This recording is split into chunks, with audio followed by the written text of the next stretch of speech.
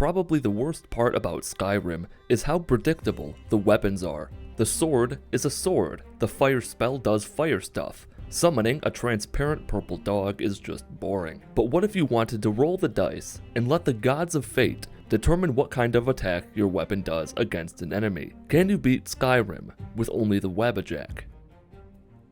Intro stuff. In escape attempt, I chose a wood elf as my race for reasons that I don't remember. Named myself Dragonborn to make believe they were calling me by my name. Alduin arrived, I entered Helgen Keep, navigated my way through it without attacking any enemies, as I've done many times by now. It's not all that difficult, and I emerged out into the world of Elder Scrolls V, ready to search for my weapon. This probably won't surprise you, there was a lie in that last paragraph. If you've seen my Skyrim telekinesis spell playthrough, you have a general idea of what's coming. Without getting into the specific ways I tried to f*** a god with a box of matches, I failed a challenge intended for Mitten Prime, and instead of starting a new character for this challenge, I loaded a save about halfway through Helgen Keep and just kept going. The problem is that I use swords to decapitate arms from their bodies, and a sword is, of course, not the Wabbajack. So I failed the challenge before it ever really began. But I'm not letting that little detail derail this entire playthrough. Moving onward into the misery, my first stop was the carriage driver outside Whiterun. He rode me to Solitude so I could begin the Mind of Madness quest that would eventually lead to me obtaining the Wabbajack. You've got to find this guy, this weirdo, the sick fucking maniac who worships Sheogorath, the mythic warlord of nonsense. He, the guy, not the god, resides in Solitude. Finding him was a challenge in and of itself because, despite having a picture of him etched inside my eyeballs, I had no idea where he lived or where to find him. Eventually, I found him wandering through the bone orchard. We discussed how his master abandoned him at such extreme decibels that even the dead could hear us. I agreed to help him and was off to track down the magical hip bone. I'd have offered up my own, but I always get the tailbone and hip mixed up. My brother used to get purple and orange mixed up when we were little. Probably just a genetic malfunction on top of the dozens of others that plague our bloodline. I convinced a woman inside the Blue Palace to let me into Pelagia's wing, got covered in webbing, and was invited, against my will, into the Mind of Madness, where good old rainbow shirt guy was enjoying a meal. As soon as he mentioned cheese, I knew we were going to exist in the same dimension for a time. After taking his fork, I've always wanted an imaginary fork, I delivered the message from Dervenin. I was hoping he'd have me enter the arena and do battle with Stanley, the talking grapefruit. Once he told me that I already knew him, even if I didn't know it yet, he explained that I was in the mind of the long-since dead Emperor Pelagius. I had me the Wabbajack, and began easing the worried mind of Pelagius. Up first, turning wolves into goats, bandit chiefs into little clones of Pelagius, Snow White into a whore, and a dragon priest into an invisible frog. Then I got to see the set-scale console command in action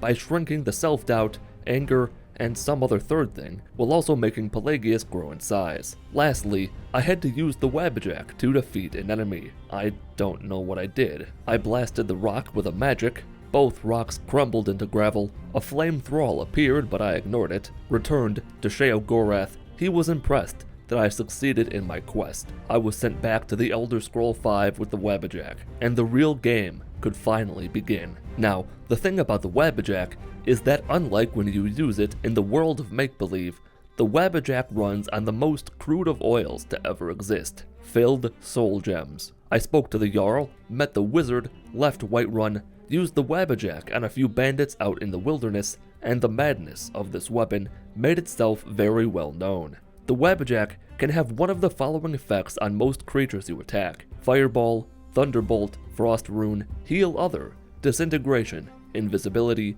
Ice Spike, Fury, Fear, Drain Stamina, Paralyze, Absorb Health. It can cause an explosion unique to the Wabbajack. It could just kill them instantly regardless of how tough they are. It could transform them into something like a rabbit or a Dremora Lord. Or, and this one is so rare that I unfortunately never got to see it, it might turn them into a pile of cheese. That list is from the Skyrim wiki, but from my time spent with it, aside from the cheese thing, it's accurate. One thing that's worth pointing out is that if, let's say, a bandit chief turns into a mud crab, they don't stay a mud crab forever. They change back after 20 seconds. However, they might instigate a fight with their former compatriots after you alter their existence at the molecular level, which can be great if you turn them into a Dromora curl. Some of those effects only work on certain creatures. For example, if you attack a giant spider with the Wabbajack, it won't turn them into cheese, but it could turn a skeever into a Dromora something. What's surprising is just how powerful the magical spell attacks from the Wabbajack are. A static discharge, sloppily ejected from the shaft in my hand, drained the Draugr Overlord of nearly 1/3 of his total health. Then it turned him into a bunny, and the fatal flaw of this weapon became apparent. It, as I've said, runs on filled soul gems. What do you do when you run out of soul gems? You get more, and that is by no means an easy task. If you wanted to feel like Kurt Cobain after he did his little magic trick, this would be the challenge for you. Now, there is a silver lining. Because Skyrim is a perfectly balanced game with no exploits, there is a way to obtain a stupid number of high-level soul gems that have been filled with the theoretical souls of your mortal enemies. One day, I hope to have one with the soul of my 4th grade teacher inside it. Go to Dawnstar, head to the east until you reach the minecraft. Just to the left, hidden beneath a layer of reality is a chest. Stick your hand through the void until you find all the, gubbins. Take whatever you want. Make sure to snag all the filled soul gems. Emphasis on filled. You want the filled soul gems. The filled ones. Did I mention they need to be filled?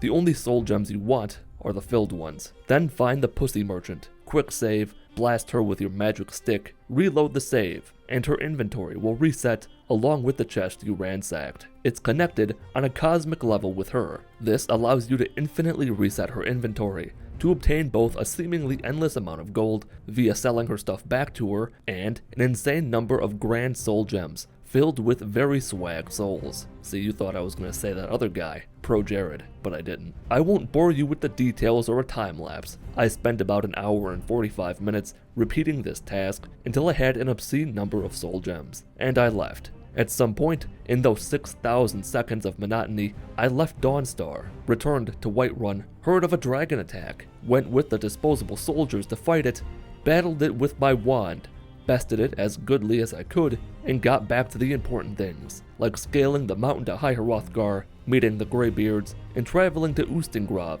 to retrieve the horn of Gordy the Janitor to aid him in his fight against the Weasel. I really f***ed up by assuming that entire recording was just Dawnstar shit.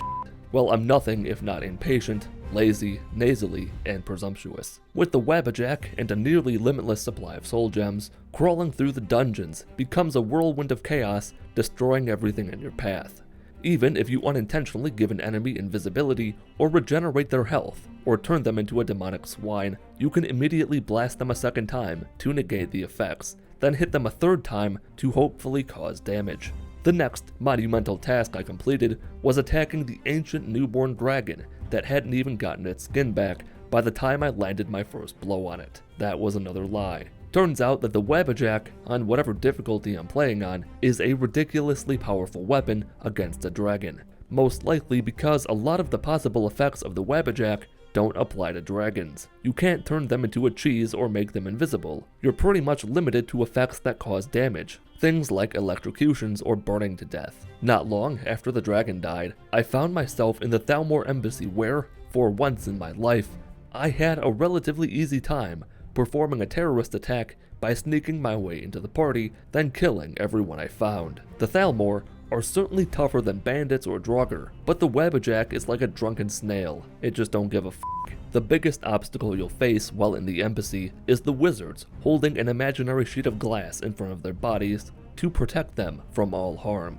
The Wabbajack, despite its impressiveness, can't overcome that. It's also kind of frustrating when you turn someone into a mud crab, then a Dromora curl, and then a rabbit when all you want to do is end their life. But I did manage to turn Malborn into a sweet roll, silver linings and whatnot. Delphine sent me into the Ratway to track down Esbern. I melted a deaf chick because I knew she had a bucket hidden in her pussy. Esbern was reunited with his old friend. I melted a forsworn maniac at the Alduin wall location. Entered the puzzle dungeon. Drunk Mitten Squad entered the chat.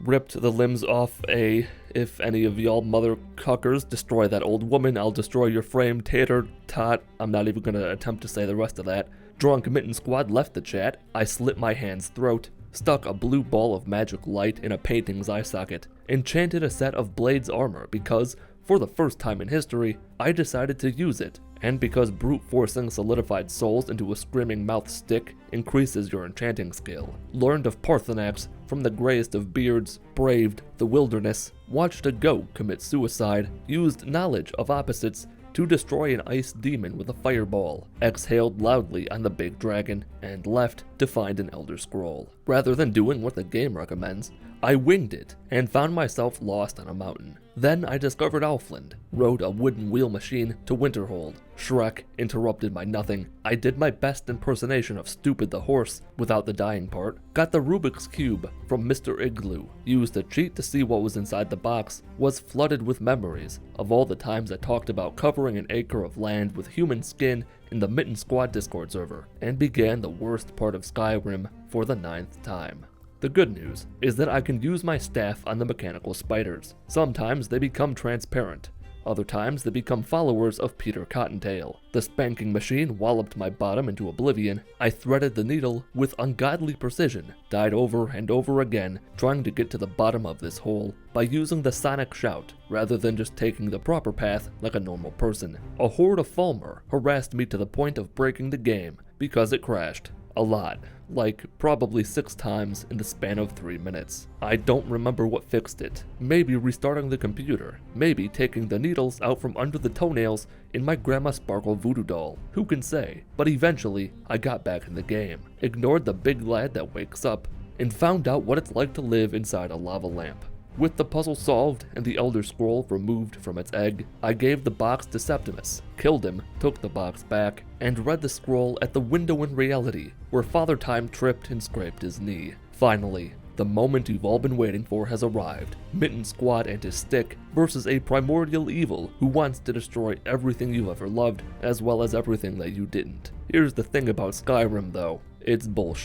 I thought, because I had a ranged weapon, that I could damage Alduin without needing to use the Dragon Rend shout. Predictably, I was incorrect. That can't happen. You can hit him with a magic, but it does nothing. After you yell at him, and he plants his claws on the ground, you can unleash the might of the Wabbajack on him. This is probably the quickest I've ever dealt with Alduin. The only effects the Wabbajack can have on him are ones that cause damage, like Fireball or Thunderbolt or Ice Spike. These spells vary in the amount of damage they deal, but the minimum, based on the little research I did, is 25 from Ice Spike and up to 60 from Thunderbolt. You can fire off blasts from the Wabbajack every 2 to 3 seconds, so there's nothing really difficult about it. From there, I spoke to the Jarl of Whiterun about trapping a dragon in his palace, and spent a while reloading saves in an attempt to persuade him, which would eliminate the need for the Peace Council. After multiple failures, I began an epic quest to raise my speech skill. The first thing I did was obtain the Soul Trap spell from the Warlock. Then I killed this guy who was minding his own business, dragged his body across the world to the fast travel point at a farm, and left him there. Why did I do this? Believe it or not, it wasn't just for fun. There's a person back at Dawnstar who you can pay with money to raise your speech skill, but a skill can only be raised that way 5 times per level, and I figured the easiest way to power level myself was to use the Soul Trap spell on a dead body. Wait an hour, then do it again. The spell works on dead bodies because this is a Bethesda game. Combine that with the merchant chest exploit back at Dawnstar, and you've got yourself an easy way to raise your speech skill as well as your overall level. It took quite a while to do, but I did it. I got speech up to 50, convinced Jarl Balgruuf to let me capture a dragon in his house, and it was a fucking waste of time. The illusion of choice strikes again. That skill check is literally meaningless. It changes nothing. I still had to go to the Greybeards, talk to the 2 c***s about it, sit through the meeting, made decisions that will impact thousands of worthless fucking lives. It was horrible. I then played Lure the Big Dog towards the glowing ball, ensnared his throat betwixt 2 giant slabs of wood, set him free so I could mount him and get taken for a ride, and push through Skuldafn. Unlike most playthroughs, I actually took the time to kill a lot of the Draugr inside the temple. I also instigated a civil war by turning one of them into a mud crab, which must have been a phobia of one of the others because all hell broke loose. The Draugr Overlord was annoying to fight, mostly because it had luck on its side, and kept getting healed. I also tried to fight Nokrin by turning him too into a mud crab and hoping that one of the dragons would see him and lay waste to the puny crustacean. The opposite of that happened. The dragon ate me instead. I tried again, turned him into a rabbit, died again, then jumped into the portal. Soon was another joke. The combination of her massive size and impressive beard did him no favors in the way of combat. At long last, with the heroes of old by my side, we shouted obscenities at the sky until Alduin got annoyed and decided it was time to finish this. You already know how this went. He was tougher than he was back in Skyrim, but the other people kept him busy while I sat back and fired into him over and over again with the Wabbajack.